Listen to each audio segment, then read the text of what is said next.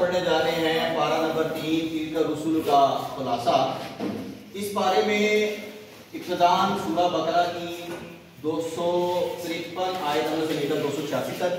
اور اس کے بعد سورہ آل عمران شروع ہو رہی ہے جو اس کی آیت نمبر 1 سے لے کر 91 تک آیات اس میں شامل ہیں۔ تو چلیے اس پارے کا مختصر ہم جو ہے وہ جائزہ لیتے ہیں، خلاصہ بیان کرتے ہیں۔ اس پارے کے آغاز میں اللہ جل شانہ نے انبیاء علیہ السلام کے خصائص بیان کیے ہیں، اور فرمایا تلک الرسل فضلنا بعضهم علی بعض، کہ ہم نے بعض رسولوں کو بعض کے اوپر فضیلت عطا فرمائی ہے۔ اب یہ جو بعض انبیاء علیہ السلام کی دوسرے انبیاء علیہ السلام پر جو فضیلت ہے، یہ سیادت، قیادت، ہم کلامی، اور اسی طرح جو ہے کتب کی فراہمی، جیسے کہ نبی کریم صلی اللہ علیہ وسلم، حضرت موسیٰ علیہ السلام، حضرت عیسیٰ علیہ السلام، زبور، حضرت داؤد علیہ السلام کو جو اللہ نے کتابیں عطا فرمائی۔ تو اس اعتبار سے انبیاء علیہ السلام کی فضیلتوں کے معیار ہیں، اس کو اللہ نے ابتداءً بیان فرمایا ہے۔ اس کے بعد اسی سورت کے شروع میں جو ہے پارے کے شروع میں آیت الکرسی آتی ہے۔ یہ جو آیت الکرسی ہے اس کے 50 کلمات ہیں، 10 جملے ہیں، احادیث میں اس کے بہت زیادہ فضائل آئے ہیں، اور ایک فضیلت اس کی یہ ہے کہ فرض نماز کے فوراً بعد جو آیت الکرسی کا اہتمام کرتا ہے اس کے اور جنت کے درمیان صرف موت کا فاصلہ رہ جاتا ہے۔ اس کے بعد حضرت ابراہیم علیہ السلام اور نمرود کے مابین جو مباحثہ ہوا ہے وہ سارا اللہ تعالیٰ نے اس میں ذکر فرمایا ہے، کس طرح حضرت ابراہیم علیہ السلام نے توحید کے دلائل دیے اور نمرود کے سامنے جرأت کے ساتھ جو ہے وہ اپنا مدعا پیش کیا، ظالم جابر کے سامنے کلمہ حق کس طرح انہوں نے بیان کیا، اور ساری تفصیل اس میں مذکور ہے۔ اس کے بعد اللہ جل شانہ نے اپنے راستے میں خرچ کرنے کی ترغیب دی ہے کہ میرے راستے میں خرچ کرنے کی مثال جو ہے وہ ایسے ہی ہے جیسے ایک بالی ہے اور ایک دانہ کسان پھینکتا ہے، اور اس سے جو ہے اللہ جل شانہ کئی بالیاں نکالتے ہیں اور بہت زیادہ سودانے حاصل ہوتے ہیں۔ پھر سود کی حرمت بیان کی گئی، ربا، سود جو ہمارے آج کے معاشرے کے اندر سب سے بڑی خباثت ہے، سود جو ہے اس کی حرمت اللہ جل شانہ نے بیان فرمائی ہے، اور قرآن کریم کی سب سے طویل آیت مبارکہ ہے یہاں پہ، جس میں باہمی لین دین، مالی معاملات وغیرہ کا جو ہے تفصیلی طور پر تذکرہ اللہ جل شانہ نے فرمایا کہ کیا کیا حدود فیول ہیں، اور سود کی حرمت اور باہمی لین دین کے اصول و ضوابط بیان کیے۔ اس کے بعد 90 رکوع کے اندر اس کے بعد سورہ آل عمران شروع ہو رہی ہے۔ سورہ آل عمران، یہ سورہ بقرہ کی جو آخری آیات تھی یہ ختم ہو گئی، اب سورہ آل عمران شروع ہو رہی ہے۔ سورہ آل عمران مدنی سورت ہے، اور 90 رکوع سے اب سورہ آل عمران کا آغاز ہو رہا ہے۔ اس میں 20 رکوع ہیں اور 200 آیات ہیں۔ اس سورت کا نام سورہ آل عمران کیوں رکھا گیا؟ اس میں حضرت عمران علیہ السلام کے خانوادہ کا تذکرہ، ان کے خاندان کا ذکر ہے، اور اس لیے اس کو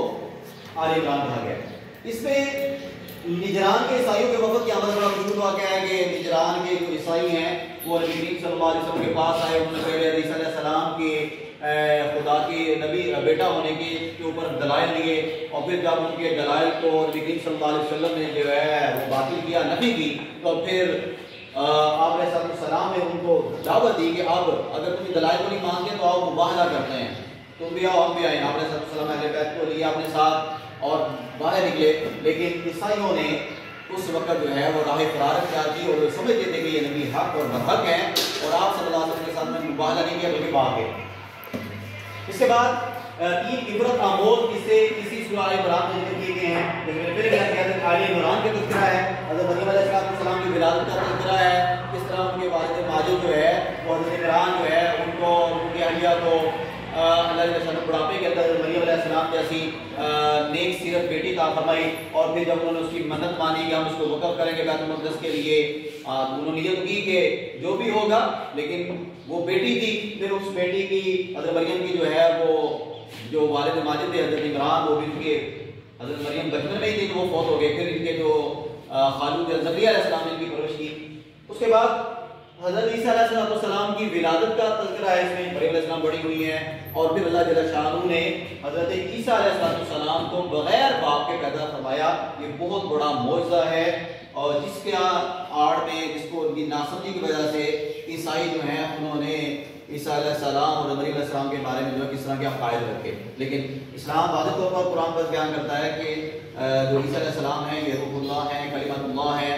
اور مریم علیہ السلام کے بیٹے ہیں، اللہ جل شانہ کے ساتھ सिर्फ उनका एक बंदा होने का ताल्लुक है, ये अल्लाह के बंदे हैं। और फिर दूसरा जो है कि इसमें तो मरियम अलैहिस्सलाम की करामात को भी बयान किया गया कि मरियम अलैहिस्सलाम को किस तरह अल्लाह ताला ने बेमौसमी जो है वो खाने खिलाए,